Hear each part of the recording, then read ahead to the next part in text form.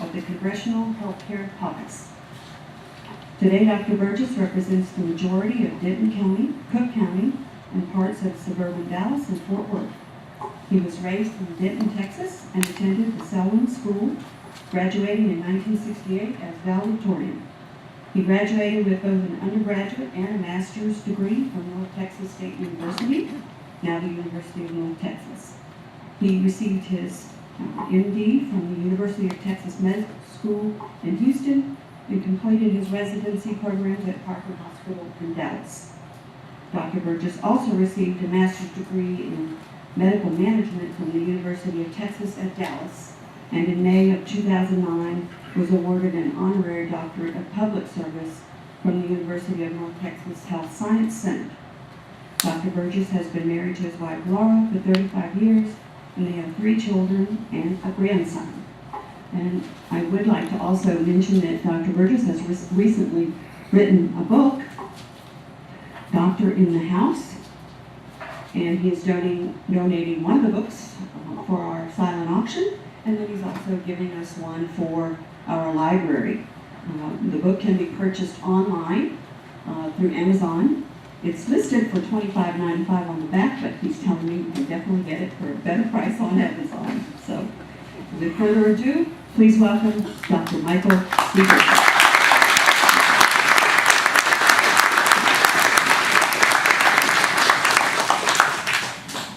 Well, thanks for being here. Thanks for letting me be with you and be part of your evening. I was just thinking as the biography was read, I did graduate in 1968. It's the same year Rick Perry graduated. We were both in small high schools. We both had 12 people in our graduating class. And we were both in the top 10. I mean, what were the chances? Well, listen, I know you wanted me to talk about health care and the Affordable Care Act from 2 years ago.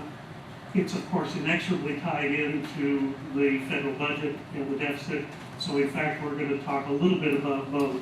On the Obamacare side, let me just touch a little bit on the history because it is important. Let me kind of bring you up to date on where we are right now as far as repeal efforts. And let me give you at least some sense of what I see as the landscape going forward. And then finally, to tie it into the budgetary process, how does this health care law impact the problems with federal debt and deficit? So, remember 2 years ago, the summer was hot, not as hot as it is this summer, but people were mad because this health care law seemed to be coming down the pipe, and no one in Washington, D.C. seemed to be listening what the people back home were saying. So, you showed up at town hall. I mean, a lot of you showed up at town hall. And one of the things that I talked about in the book was a town hall I did in Denton, essentially 2 years ago. The normal sleepy little affairs where if we can get a couple of dozen people up, we feel good. And this time we had 2,000. I mean, it was an absolutely stunning turnaround from what the level of interest that people had in what was happening in Congress. The stage was all set a month before with the global warming bill, the wax and marking cap and trade. That, when it was shoved through Congress at the end of June, I actually did a town hall in Pella the next day. It was Friday night, and Nancy Pelosi brought it up, twisted enough arms, and got enough votes to pass this thing. And then Saturday morning, we were so late, we finished up. I had to get on a very early plane, come back down to the Metroplex, just barely had time to comb my hair and make it over here to Keller. And the city hall was just absolutely packed. The fire marshal was putting people in ancillary rooms, and they were doing video hookups so that they wouldn't violate any laws. People were so upset about cap and trade. Now, I walked into that and was a hero because I voted against it. But very quickly, very, very quickly, it became clear that voting against it was not enough. And we sent you out there to stop stuff like this. So how come you didn't stop it?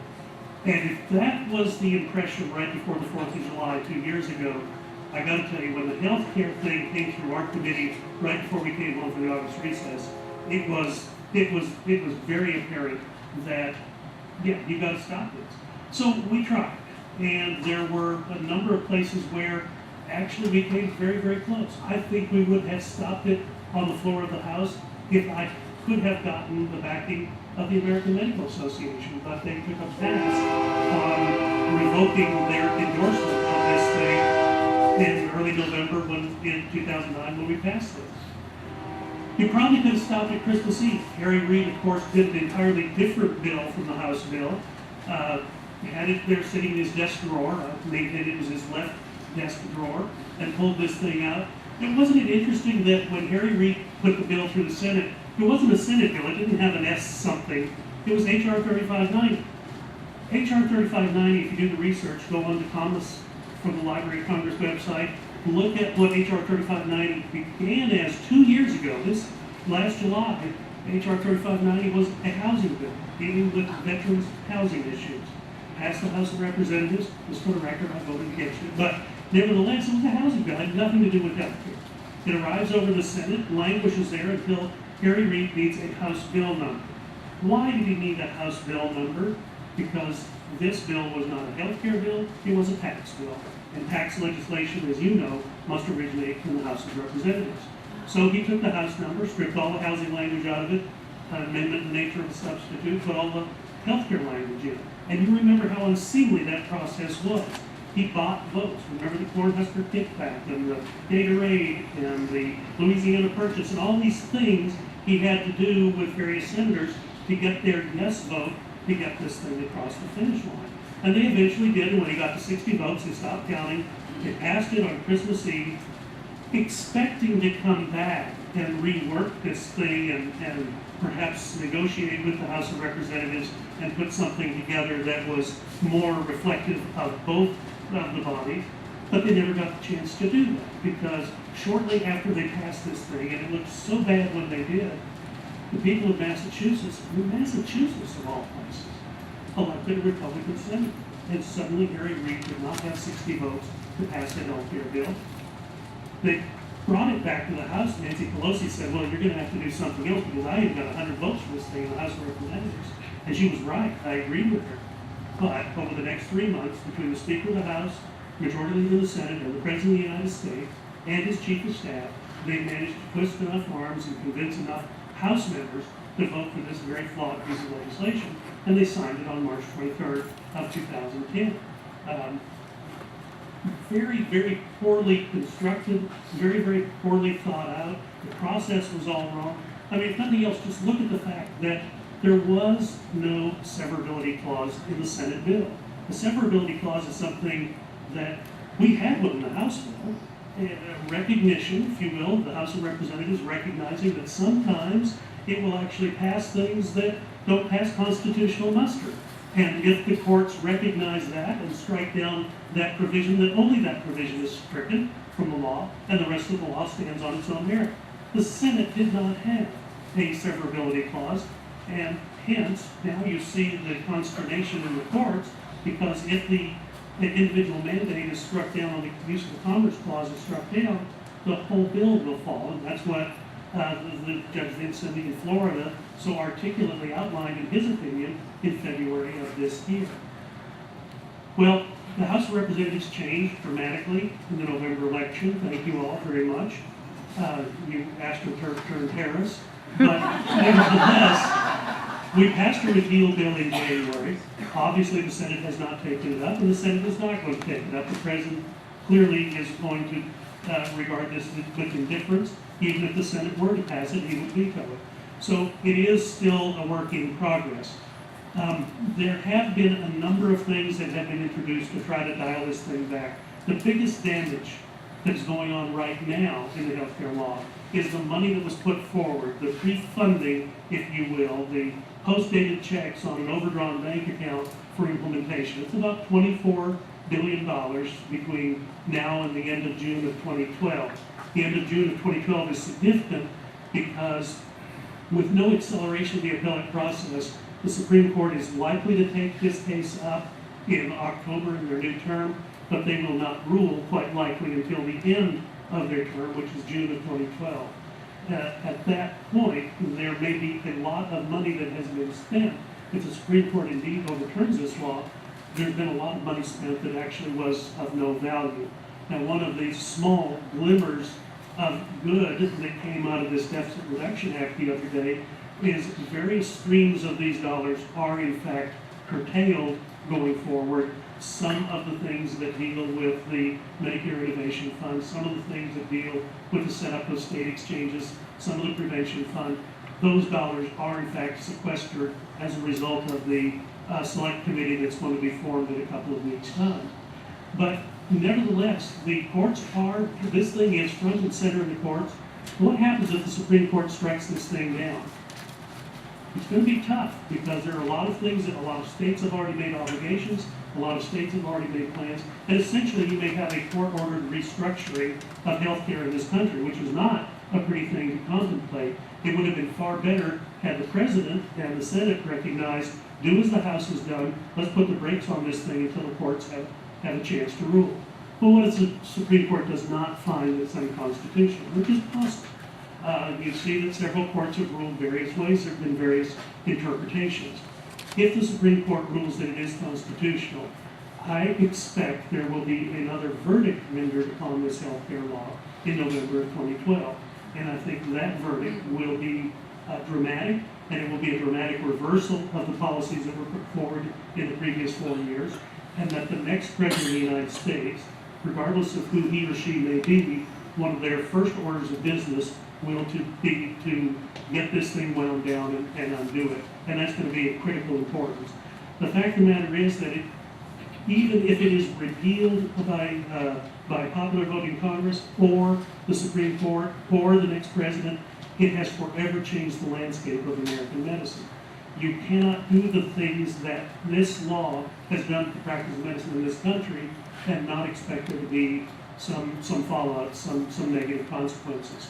Probably the biggest has been the setup of this independent payment advisory board. You know, we're criticized because House Republicans voted for a budget, the Ryan budget in April of this year, that was going to save, tell me if you've heard this figure before, $4 trillion. In fact, that's what Standard & Poor's said we needed to save to avoid a downgrade.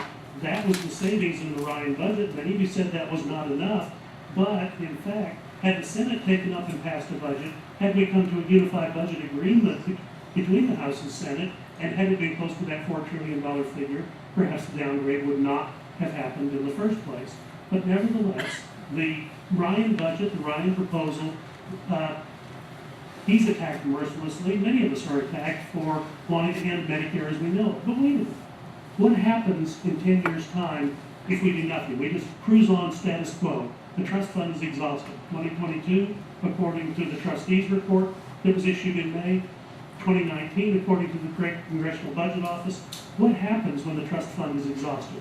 All of the dollars from Medicare come out of the general fund. They all come out of tax revenue. And as a consequence, there would be either an erosion of other things that the federal government spends money on, or a curtailment of the funds that are available for Medicare. You simply cannot have both funding streams continue on unabated. So that's why it was critical to at least offer the context where Medicare could be changed. And unfortunately, it's been attacked the messenger ever since then. And Paul Ryan, to his credit, I mean, he stands there and takes the abuse of the commercials that are made against him in his own district in Wisconsin, which is not, it's not like North Texas. Let me just put it that way. It's a little different political bent up there. But he takes the slings and arrows as they are thrown at him.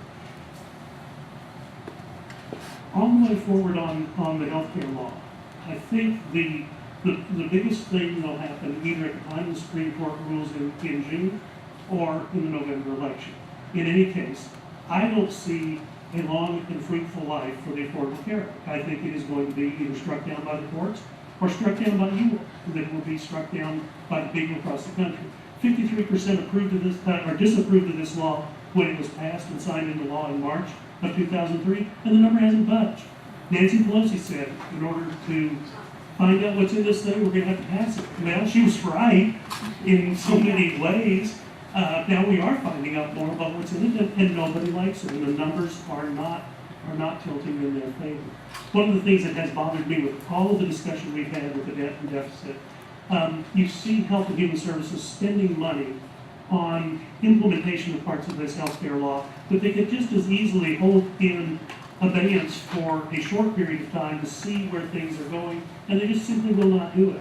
One of the bills that I had on the floor of the House earlier this year, there's funding in the law for school-based clinics, for the building of school-based clinics. It's mandatory funding. It must be spent. The funding for the doctors and nurses to populate these school-based clinics is discretionary. That is, it depends upon congressional appropriations. How much money did President Obama ask for in his budget earlier this year for the discretionary funding of the doctors and nurses in these clinics? $0. So what earthly good does it do to build clinics and not staff them? If they are so desperately needed, why don't we have an equalization of that? So anyway, I passed a bill that said we're not going to fund the construction of these clinics until we figure out where we can spend this money and do the most good. Obviously, it passed the House, so it's never going to be taken up in the Senate. This 2 weeks ago, the Secretary of Health and Human Services started pushing these dollars out the door for these grants in various communities, so the clinics will be built. Who is going to staff them? We have no earthly idea. If nothing else, just the insensitivity. The country is in an economic crisis. There is economic turmoil. If you haven't noticed, turn on whatever you watch, MSNBC or whatever channel you watch. Why don't you know watch Fox News? The country is in an economic turmoil. And yet she continues to push these dollars out the door for this implementation. And it makes no sense. I do believe this will be one of the sentinel issues of the presidential election coming forward. I will tell you, 18, 20 months ago, I met the Speaker Gingrich on a very cold, dreary, gray November afternoon and begged him to get in the race for president. And he said, well, it's too soon for that, maybe February of 2011, maybe March of 2011. But I saw him as the only person with the idea, the ability to push ideas out there in an understandable fashion where he could go toe-to-toe with President Obama. Remember at the time President Obama had about a 60% popularity. Now, obviously things have changed since then, but I'm true to my word to the Speaker. But I will also tell you, right after the inauguration in January of 2009, as soon as all of the big deal was over, I ran around to the other side of the Capitol because I saw the big helicopter, Marine One, sitting there. Then I knew that President Bush and his wife would be coming up to the helicopter, and I wanted to see them take off for the last time from the United States Capitol. And sure enough, I was rewarded shortly. They come down the steps with the Obamas, they hug and shake hands, and Bush and Laura Bush go and get in the helicopter. I was surprised there wasn't more security around. It actually got pretty close. So close that when this thing revved up, it was so cold that day, the blast from the helicopter literally was knocking people down. But Bush gets on the helicopter, they do a quick loop around the Capitol and off to Andrews Air Force Base. And I thought, well, that's it. In my lifetime, I will never see another Texas governor as the President of the United States. Does it tell you something about how scared people are right now around the country, and they're looking around and saying, wait a minute, a half to a third of all the jobs created in the last 30 years have been in Texas? We want some of that. We want what they've got. What is it they've got? And it turns out the governor has become the embodiment of that. I never would have believed, again, in my lifetime that I would see that quick a turnaround, but it certainly has happened. I will say this, right now I think the Republican Party is suffering from not having an identifiable leader that people can look to for inspiration. We don't have that transformational figure. I love you, Speaker, but honestly, you don't have that transformational figure yet at the head of the Republican Party. We desperately need it. We desperately need it. If that man is Governor Perry, then so be it. And Godspeed. I wish you well. But I do know this. The longer it takes for us to figure that out amongst ourselves, the more difficult it is to get this task done. Now, Cass referenced the activities of the past couple of weeks. I will tell you, I came to a conclusion a day and a half before Boehner 1 came to the floor. Remember, we did cap and balance about the third week in July. Harry Reid said, table it in the Senate, and did so. John Boehner got together and had to put together a compromise plan, brought it to the House. 3 o'clock in the morning before that first vote on Boehner 1 was taken, I was sitting at my desk trying to figure out what to do. And it's difficult. In my district right now, if you just look at the numbers, 35% don't raise the debt limit, no way, no how. 35% mayor's okay with us. 28% say give the president everything he wants. So recognizing that of the 66% that voted for me last November, they're split right down the middle. And it is very, very difficult because I'm arguing with friends a lot of times. But I came to the conclusion that my country was more important than me. And if this meant that I couldn't or didn't or wasn't successful in running for re-election, I could not veer into that unknown territory of going past August 2nd without a resolution. And as a consequence, the possible downgrade that would occur. Now, had I any idea that the stock market's going to fall 500 points the day after we pass this and another 500 points the week after we pass this, maybe my thinking would have been different. Had I any idea that Standard & Poor's was going to downgrade anyway. Now, we heard this over and over again, that because the debt is so high, the downgrade is likely to happen. It was actually Moody's who was more forceful in that than Standard & Poor's. I was somewhat surprised when they did this on Friday. I'm certain that the President of the United States was surprised when they did this on Friday.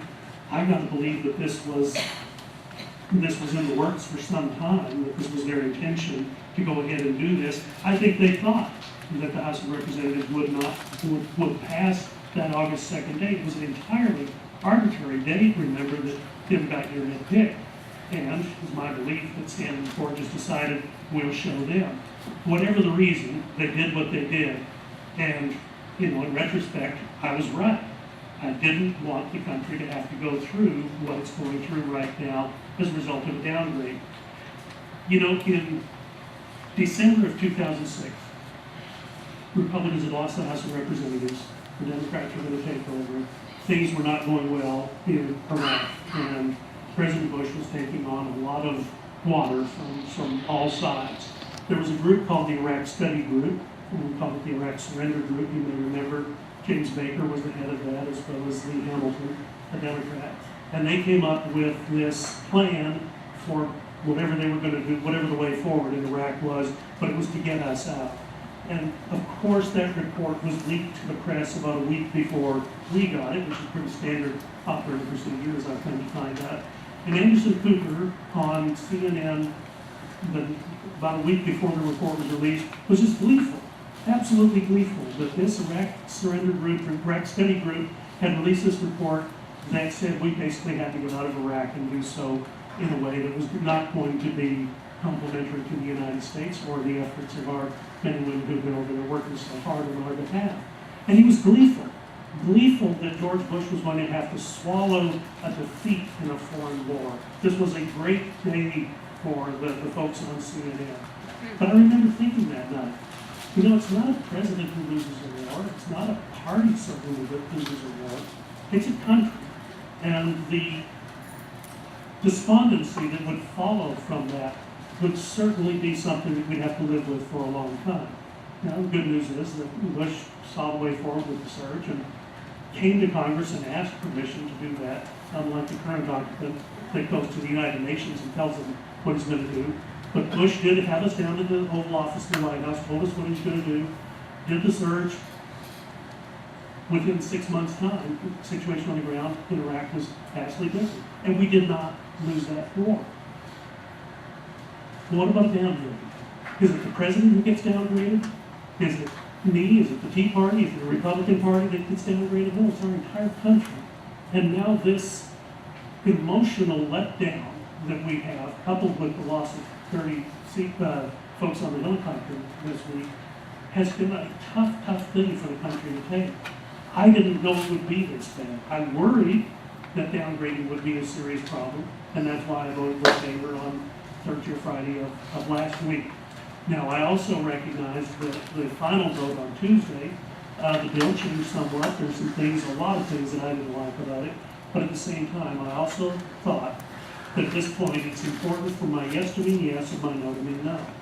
And like many other members of Congress, I could have changed my vote to no hell, we had 95 Democrats vote with us, so certainly we could have jumped off the bill and then no problem with getting it passed. But I thought, to be honest, because I had made the decision the week before, my vote was the same the day that we had the second vote on Bader. Now, there are a lot of problems with the bill going forward. And I'll tell you, one of the, we talk about Obamacare, one of the big problems is if you're not willing to put the health care law on the table for these cuts, which they are not, the administration, the Democrats, and the Senate are not willing to do that, then no one can take you seriously about efforts to cut the deficit. One of the good things about this Committee of 12, the Select Committee, whatever we want to call it, is that there are automatic spending cuts that happen if this committee cannot agree with themselves on anything. And I know, when does that ever happen? But if they can't agree with themselves, there are automatic cuts, and they are serious cuts, and they are cuts that I would not like to see us make, but they are cuts nevertheless of $1.2 to $1.5 trillion, and as a consequence, the deficit reduction contained within this law is real. It's going to take more time than some of us wanted, but it in fact will accomplish that goal. There are some cuts to the implementation of Obamacare, which, that's great. I think we should have done that a long time ago. I'm glad they're there. There's some other cuts that I worry about. Quite honestly, I worry about some of the discretionary funding for our military. I worry about some of the mandatory funding for providers of Medicare. These are things that have to get your attention, which is why I hope that the group can get together and decide on other cuts that are more acceptable. But nevertheless, $1.2 to $1.5 trillion automatically, whether we agree with ourselves or not. And look at another problem that we've had. I mentioned Paul Ryan's budget. The Senate has not passed a budget in over 2 years. It has been impossible to go to conference committee on the budget. This group of 12 individuals, 6 House members, 6 senators, think of them as the conference committee on the budget, on appropriations, that should have happened under regular order in the House of Representatives. And we just cannot get there because there is no agreement from Harry Reid over in the Senate with House Republicans. This will force that issue. Look at the trouble with the FAA just this past week. And we were blamed, Republicans were blamed for holding up the funding for the FAA, but we had passed an FAA extension on July the 20th. And Senator Rockefeller said, I don't like it because it cuts out the subsidy for my airport in West Virginia. And as a consequence, I'm not going to let that come to the floor. I'll put a hold on it. But it wasn't House Republicans who put the hold on that. It was Senator J. Rockefeller from West Virginia because he wanted that $1,000 a seat subsidy to continue so he could get a plane back to Reagan when he flew back and forth. That was preposterous. And even at that, Secretary LaHood had the ability to override that cut to the essential air services had he so desired. So at the end of the day, Harry Reid said, well, I guess this bill isn't so bad after all, and they went ahead and passed it. The problem is they would never agree enough to even get to a conference committee. That's what should have happened months ago, and this thing could have been resolved. House Republicans got another black eye because this thing didn't pass on time, and people were laid off from their jobs and construction jobs, but we had done our work. The bill was sitting over there, ready to be passed and signed, and it just took a little bit of public angst to get that to happen. But I talked a little more than I intended to. I'll be glad to answer your questions on Obamacare, glad to answer your questions on the budget. Yes, sir. Hang on. Oh, yeah.